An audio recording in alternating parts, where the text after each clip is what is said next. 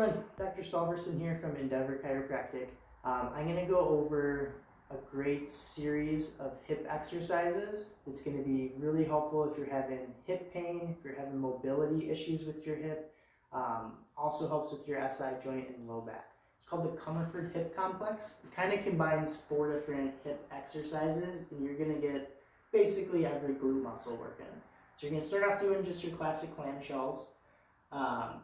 Just like this, you're moving your knees apart, you're working these external rotators of the hip. And then to get the internal rotators going, you're going to do reverse clamshells. So you're going to keep your knees on the ground still and just lift your leg up. You're going to do about 10-15 of these. You'll really start to feel the burn because you're working some muscles that are meant to just mostly hold your hip and joint, and it's more stability, but you're kind of isolating them and really working them. After that, you're going to lift your leg up about neutral with your pelvis, and you're going to try to internally rotate and externally rotate. I like to put my hand on my knee so you can kind of keep it where it is in space.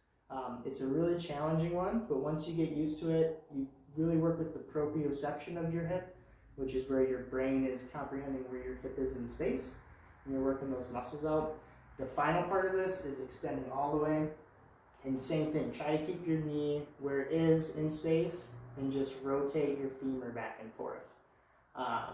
This one's difficult, but it gets easier the more you do it, and it just gives you more control over these hip muscles and the posture of your pelvis and your low back.